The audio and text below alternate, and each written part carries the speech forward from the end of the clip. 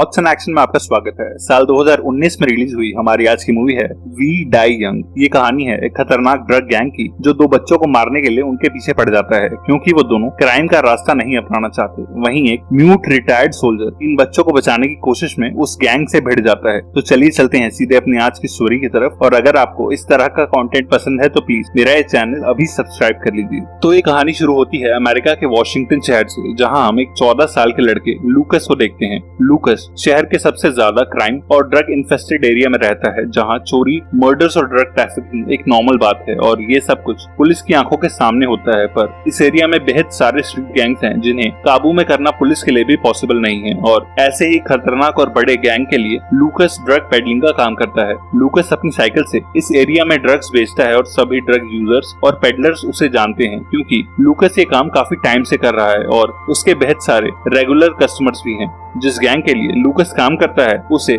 Gesture नाम का एक आदमी चलाता है, पर जेस्टर उस गैंग का लीडर या बॉस नहीं है और इस गैंग के असली लीडर को ज्यादा लोग नहीं जानते। बस सबको इतना पता है कि वो एक बेहद खतरनाक आदमी है। इस पूरे गैंग और जेस्टर का बॉस एक रिंकन नाम का आदमी है जो ज्यादातर अपने गैंग मेंबर्स की प्रोटेक्शन में अपने घर पे ही रहता है क्योंकि वो एक वांटेड क्रिमिनल है जिसकी पुलिस को हमेशा तलाश रहती है और कोई भी उससे डायरेक्टली नहीं मिल सकता और सभी लोग सिर्फ जेस्टर के थ्रू ही उस तक अपनी बात या मैसेज पहुंचाते हैं। रिंकन एक बेहद वायलेंट गैंग लीडर है और हम देखते हैं कि उसका गैंग एक आदमी को बुरी तरह टॉर्चर कर रहा होता है जिसकी उसके गैंग के साथ कोई दुश्मनी होती है और रिंकन उस आदमी को बीच सड़क पे सैकड़ों विटनेस और लूकस के सामने ही जान से मार देता है। लूकस रोज की तरह अपनी साइकिल पे एक एक करके अपने सभी कस्टमर्स को ड्रग्स बेचता है और उनसे पैसे कलेक्ट करता है। लूकस का ऐसा ही एक कस्टमर होता है डैनियल। डैनियल कोई ड्रग एडिक्ट नहीं होता बल्कि वो अपने माइग्रेन के हेडेक और एक्यूट डिप्रेशन को कम करने के लिए लूकस से कभी कभी ड्रग्स खरीदता है। डैनियल एक रिटायर्ड सोल्जर है जिसने यूएस आर्मी में रह के अफगानिस्तान में सर्व किया था। अपनी अफगानिस्तान में पोस्टिंग के दौरान डैनियल ने बेहद वायलेंस को फेस किया था जिसकी वजह से उसे माइग्रेन है। साथ ही उस ट्रॉमा और डिप्रेशन की वजह से डैनियल की बात करने की एबिलिटी भी जा चुकी है और वो लूकस से भी फोन के स्पीच टू टेक्स्ट के थ्रू बात करता है। डैनियल अक्सर लूकस से टेक्स्ट पे कहता है कि उसे ये ड्रग्स डिस्ट्रीब्यूशन और गैंग का काम छोड़ के अपनी उम्र के बाकी बच्चों की तरह स्कूल जाना चाहिए, पर लूकस कभी डैनियल के बातों पे ध्यान नहीं देता क्योंकि उसके पेरेंट्स नहीं होते और उसे अपने छोटे भाई मिगेल के स्कूल और बाकी खर्चों के लिए पैसे अर्न करने होते हैं, इसलिए वो एक काम करता है। नेक्स्ट सीन में हम रिंकन को देखते हैं जो अपने घर से कुछ दूर कार में बैठे कुछ एफबीआई वालों को नोटिस करता है जो उस पर नजर रखने यहाँ आए होते हैं। रिंकन की बहन एफबीआई के पहरे से काफी डिस्टर्ब होती है, पर रिंकन उसे टेंशन ना लेने को बोलता है क्योंकि कुछ ही दिनों में उसकी शादी होने वाली होती है। बाहर लूकस एक कार्लोस नाम के बूढ़े आदमी से पिछले हफ्ते के बकाया पैसे मांगता है, पर कार्लोस कहता है कि कुछ दिनों से उसकी बिल्कुल सब्जियां या फ्रूट्स नहीं बिके हैं और वो लूकस से पे करने के लिए कुछ और टाइम मांगता है और कहता है कि गैंग को इस बारे में ना बताए वरना वो लोग उसे भेद मारेंगे। लूकस दिल का भेद अच्छा लड़का होता है और बाकी गैंग मेंबर्स की तरह वॉलेंट नहीं होता, इसलिए वो कार्लोस को पैसे देने के लिए कुछ और दिन का टाइम दे देता है। जेस्टर एक चर्च के प्रीस्ट को लेके रिंकन के घर आता है और रिंकन उससे अपनी बहन की शादी की सेरेमनी यहीं घर में परफॉर्म करने को कहता है, पर प्रीस्ट कहता है कि घर में ये पॉसिबल नहीं है और एक चर्च में शादी करना ही क्रिश्चियनिटी के अकॉर्डिंग सही होगा। रिंकन प्रीस्ट को समझाता है कि उसके बेहद सारे दुश्मन हैं और घर से बाहर इस शादी में कुछ सिक्योरिटी इश्यूज आ सकते हैं, इसीलिए शादी उसके घर के गार्डन में ही होगी और प्रीस्ट भी रिंकन से डर के इस सेरेमनी के लिए मान जाता है। बाहर लूकस आज की ड्रग सेल से करी हुई सारे कैश की कलेक्शन लेके रिंकन के घर की तरफ जा रहा होता है जब उसे गैंग मेंबर्स के ड्रिंक करने वाली जगह पे अपना छोटा भाई मिगेल मिलता है, जिसे वहाँ देख के वो चौंक जाता है। मिगेल वहाँ बेहद खुश होता है और कहता है कि वो भी उसी की तरह गैंग ज्वाइन करने वाला है, जिसके बाद सब उसकी रिस्पेक्ट करा करेंगे और वो लूकस की तरह एक ड्रग कोरियर बन के ढेर सारे पैसे कमाएगा। लूकस नहीं चाहता कि उसका भाई इस क्राइम और गैंग लाइफ का पार्ट बने, इसलिए वो मिगेल को वहाँ से खींच के ले जाता है और स्कूल में उसी क्लास में ड्रॉप करके आता है ताकि वो ये सब भूल के अपनी पढ़ाई पे ध्यान दे। इसके बाद हम एक फूड ट्रक पे डैनियल को देखते हैं जो फोन पे टाइप करके अपने लिए खाना ऑर्डर कर रहा होता है, पर बोल ना पाने की वजह से उसे काफी टाइम लग रहा होता है और उसके पीछे खड़े कुछ गैंग मेंबर्स इस बात से नाराज होकर उसे तंग करने लगते हैं और गालियां देते हैं। डैनियल एक वेल ट्रेन्ड सोल्जर होता है, पर वो उन लोगों पे अपना टेम्पर लूज नहीं करता और वो लोग उस पे कोल्ड ड्रिंक्स भी फेंकते हैं। पर डैनियल बिना अपना खाना लिए लड़ाई को अवॉइड करने के लिए वहां से चला जाता है, जिसके बाद उसे फिर से माइग्रेन और पैनिक अटैक्स आने लगते हैं और एक गली में जाके वो खुद को शांत करने के लिए लूकस से खरीदी हुए ड्रग्स लेता है और उसे ड्रग्स लेते हुए दो चोर देख लेते हैं जो डैनियल को लूटने का सोचते हैं। पर तभी डैनियल को अपने अफगानिस्तान में पोस्टिंग वाले मिशन याद आने लगते हैं और डैनियल तुरंत अग्रेसिव हो जाता है और उन चोरों को डिसआर्म करके वहीं बुरी तरह पीट डालता है। नेक्स्ट सीन में हम देखते हैं कि रिंकन अपने गैंग मेंबर्स के साथ घर के गार्डन में अपनी बहन की शादी के लिए तैयारियां करवा रहा है। एक खूंखार गैंग लीडर और ड्रग लॉर्ड होने के बावजूद भी रिंकन अपनी बहन के लिए बेहद सेंसिटिव और केयरिंग है। तभी वहाँ रिंकन की बहन का होने वाला हस्बैंड अपनी फैमिली के साथ आता है और रिंकन उसे हग करके अपने ऑफिस में ले जाता है। दूल्हा और उसकी फैमिली रिंकन की रेपुटेशन से बेहद डरे हुए होते हैं, पर रिंकन उन्हें रिलैक्स करने के लिए कहता है। लूकस भी रिंकन के घर आता है और सभी गैंग मेंबर्स को गार्डन को सजाते हुए देखता है। लूकस सीधा रिंकन के ऑफिस जाता है और रिंकन उसे हक करता है, जिससे हमें पता चलता है कि वो और लूकस काफी क्लोज हैं और रिंकन उसे बाकी गैंग मेंबर्स की तरह ट्रीट नहीं करता, जिन्हें रिंकन से मिलने के लिए भी जेस्टर की परमिशन लेनी पड़ती है, क्योंकि लूकस एक ट्रस्टेड और रिलायबल गैंग मेंबर है और रिंकन उसे अपनी बहन की शादी में भी इन्वाइट करता है।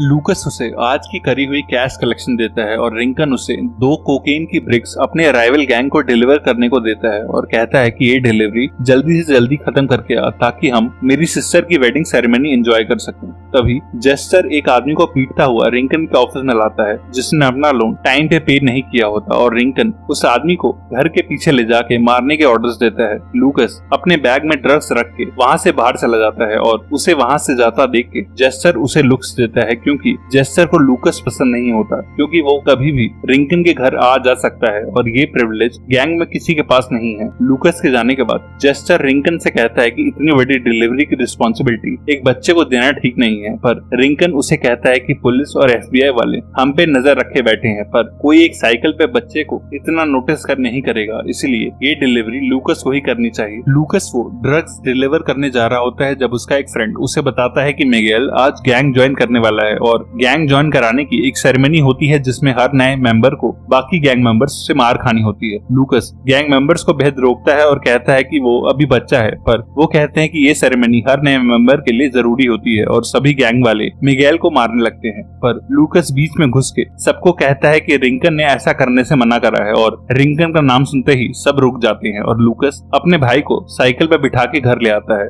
घर आने के बाद लूकस सेफ्टी के लिए अपनी मैट्रेस के नीचे से एक रिवॉल्वर निकाल के अपने बैग में रख लेता है, पर वो ध्यान नहीं देता कि उसके बैग में से एक ब्रिक निकल के वहीं गिर गई है और वो अपने घर से बाहर आ जाता है। जब जेस्टर एक गैंग मेंबर के साथ उसे देख लेता है और पूछता है कि उसने अभी तक वो डिलीवरी कंप्लीट क्यों नहीं करी। लूकस रिंकन का नाम लेके कोई बहाना बना देता है, पर जेस्टर उसकी बातों में नहीं आता और उसे अपने भाई के साथ रिंकन के घर चलने को कहता है ताकि वो उसकी कंप्लेंट कर सके, पर लूकस वहाँ जाने के लिए मना करने लगता है, जिसपे जेस्टर उसे मारता है और मिगेल पे भी गन पॉइंट करता है और लूकस को रिंकन के घर गन पॉइंट पे ले जाता देख के कार्लोस नाम का वो बूढ़ा आदमी उसकी हेल्प करने का सोचता है, क्योंकि लूकस ने कल उसकी हेल्प करी थी और कार्लोस अपनी कार गैंग के सामने क्रैश करा देता है और गैंग मेंबर्स और जेस्टर उससे लड़ने लगते हैं, जिसका फायदा उठा के लूकस अपने भाई को लेके वहाँ से भाग निकलता है। जेस्टर और उसके आदमी भी उनके पीछे भागते हैं और भागते हुए लूकस को डैनियल की कार दिखती है और वो उसे और उसके भाई को अपनी कार में बिठा लेता है। जब जेस्टर उन पे गोलियां चलाता है और डैनियल वहाँ से अपनी कार भगा लेता है। जेस्टर के 2 आदमी बाइक पे डैनियल की कार के पीछे पड़ जाते हैं और उन पे फायरिंग करने लगते हैं, पर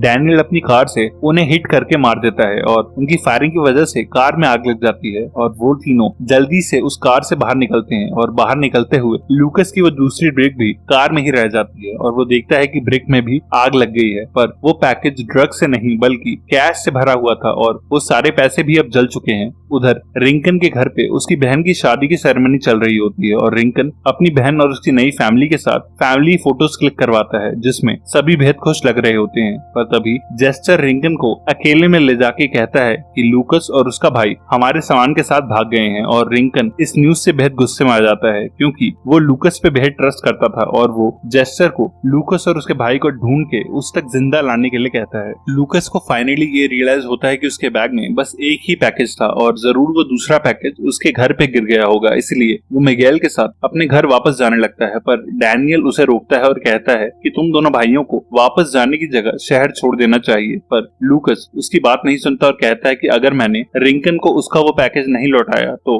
उसका गैंग मुझे और मेरे भाई को मार देगा, और वो मिगेल को लेके अपने घर वापस चला जाता है और डैनियल उसे रोक नहीं पाता। घर आके लूकस को पैकेज मिल जाता है जो उसके बेड के नीचे गिर गया था, और वो पैकेज उठा के बाहर आता है जब उसका एक फ्रेंड उसे ट्रिक करके जेस्टर और बाकी गैंग मेंबर्स के पास ले जाता है, जो उन्हें पकड़ लेते हैं और देखते हैं कि लूकस के बैग में सिर्फ एक ब्रिक है। उधर स्पाइडर नाम का एक राइवल गैंग मेंबर रिंकन के घर आ जाता है और पूछता है कि उसका पैसा अभी तक डिलीवर क्यों नहीं हुआ। रिंकन स्पाइडर से कहता है कि पैसे लेके गया उसका कोरियर आने ही वाला है और प्रॉमिस करता है कि उसके पैसे उस तक जल्दी पहुंच जाएंगे, पर स्पाइडर पैसे आने तक वहीं रुकने का प्लान करता है। उधर डैनियल घर आके देखता है कि रिंकन के कुछ गैंग मेंबर्स ने उसके फादर इन लॉ को भेद मारा है, और अपनी फैमिली पे पर्सनल अटैक करने के लिए और लूकस और मिगेल को बचाने के लिए डैनियल रिंकन के घर की तरफ जाता है। जेस्टर और उसके आदमी लूकस और उसके भाई को पकड़ के रिंकन के घर लाते हैं, और रिंकन को पता चलता है कि बैग में से आधा कैश मिसिंग है, और वो लूकस से रिक्वेस्ट करता है कि वो उसका कैश वापस कर दे, वरना उसे उन दोनों को मारना पड़ेगा।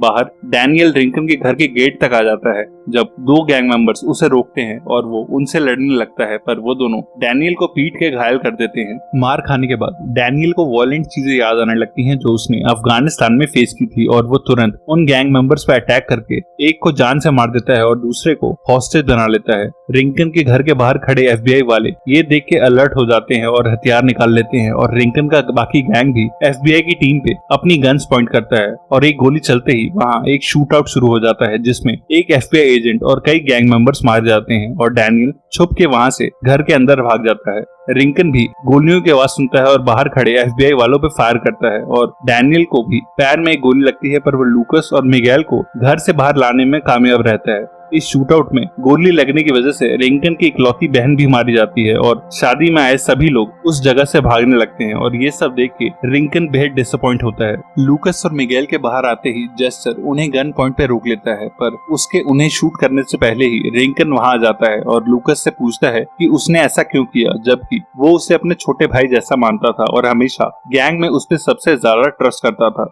रिंकन उसे मारने वाला होता है, पर वो ट्रिगर नहीं दबा पाता, और वो लूकस को अपने भाई को लेके यहाँ से भाग जाने के लिए बोलता है। ये देख के जेस्टर रिंकन पे बेहद नाराज होता है और कहता है कि तू इस गैंग को लीड करने के लायक नहीं है, और हम दोनों कजन्स हैं, पर फिर भी उस बच्चे पे मुझसे ज्यादा भरोसा करता है, और आज इसकी इतनी बड़ी गलती माफ करने को भी तैयार है, पर मैं इसे माफ नहीं कर सकता। और जेस्टर रिंकन के सर में गोली मार के उसे खत्म कर देता है, क्योंकि वो हमेशा से इस गैंग का बॉस बनना चाहता था। उसे मार के जेस्टर लूकस और मिगेल पे गन पॉइंट करता है, पर तभी घायल हालत में डैनियल वहां आ जाता है। डैनियल जेस्टर को शांत करने की कोशिश करता है और उसे वो कैश वाला पैकेट देने का इशारा करता है, और लूकस और मिगेल वहां से भाग निकलते हैं। पर पैकेट हाथ में आने पर जेस्टर नोटिस करता है कि पैकेट में कोई कैश नहीं है, और गुस्से में वो डैनियल को शूट करने वाला होता है, पर तभी कोई जेस्टर को पीछे से शूट करके मार देता है, और हम देखते हैं कि ये लड़का वही है जिसने लूकस को ट्रिक करके कैप्चर करवाया था, पर अब उसने साइड चेंज कर ली है और उसी की वजह से डैनियल बच जाता है।